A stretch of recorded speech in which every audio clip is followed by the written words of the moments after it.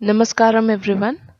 Here we shall be discussing the recent recommendations given by the World Health Organization in this year itself, that is 2022, about the care of the preterm, that is less than 37 weeks gestational age, or low birth weight babies, as we know, less than 20 birth weight less than 2500 grams. So the first kind of recommendations are for the preventive and promotive care. Let me move on. So, as regards kangaroo mother care, the World Health Organization says that it is recommended as a routine care for all preterm and low birth weight babies. It can be initiated either in the healthcare facility or at home and should be given for minimum 8 to 24 hours per day, rather for as many hours as possible. This is a strong recommendation given by the WHO, and KMC should be initiated immediately, that is, as early as possible after birth. This is also a strong recommendation. As regards feeding, mother's own milk has to be preferred for feeding of preterm or low birth weight and very low birth weight infants.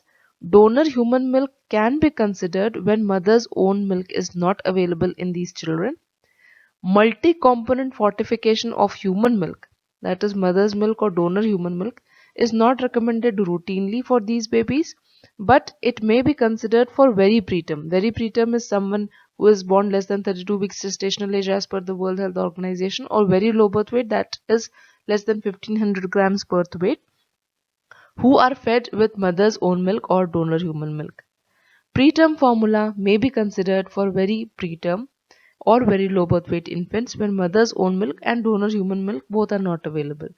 So the use of mother's own milk and donor human milk,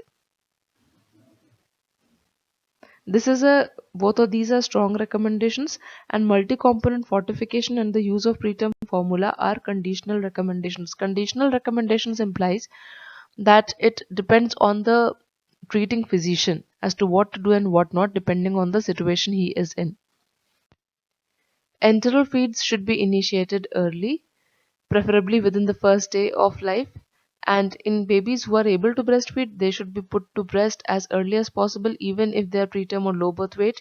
In case they are not able to breastfeed, they should be given expressed mother's milk. And if mother's milk is not available, donor's human milk should be given. And in healthcare facilities, feeding should be scheduled, that is, preferably every 2 to 3 hourly in babies who are born before 34 weeks of gestational age until the time baby is discharged. It also says that in babies who are preterm or low birth weight, including very preterm and LBW infants who need to be fed by an alternative method to breastfeeding, feed volumes can be increased by up to 30 ml per kg per day. Normally, we increase feed volumes by 15 to 20 ml per kg per day, as we all know. But in these babies who are receiving feeding along with along with the breastfeeding, they're receiving an alternative mode of feeding. We can advance the feeds by up to 30 ml per kg per day. And the duration of exclusive breastfeeding in these babies should be until 6 months of age. The rate of advancement of feeding is again a conditional recommendation, whereas the duration of exclusive breastfeeding is a strong recommendation as given by the World Health Organization. As regards supplementation, in preterm and low birth weight babies who are not receiving iron, zinc, and vitamin D from extraneous sources, but they are on human milk, that is either mother's milk or donor's milk, then these things have to be supplemented from outside. Like iron, zinc, and vitamin D should be supplemented from outside. But vitamin A should be supplemented in babies who are less than 32 weeks gestational age or less than 1500 grams birth weight if they are on human milk and it is not supplemented from outside. Certain other recommendations are there regards probiotics and emollients. It says that probiotics may be considered for human milk fed very preterm babies, and application of topical oil may also be considered for preterm and low birth weight babies, and both of these are conditional recommendations. The second set of recommendations by the World Health Organization are for the care of complications. The WHO recommends the use of continuous positive airway pressure for preterm babies with clinical signs of respiratory distress syndrome immediately after birth for very preterm, that is less than 32 weeks gestational age, with or without respiratory distress.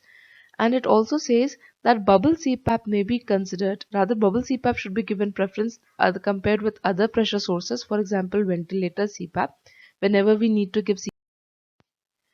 Methylxanthines are recommended for the treatment of apnea in preterm babies and immediately after extubation of preterm babies born before 34 weeks of gestational age. Both of these are strong recommendations as given by the WHO, and methylxanthines may be considered for prevention of apnea in babies born before 34 weeks of gestational age, which is a conditional recommendation. The third and the final set of recommendations is regards family involvement and support. Family involvement is recommended in the routine care of preterm or low birth weight babies in healthcare facilities, and it is not the whole sole responsibility of the mother.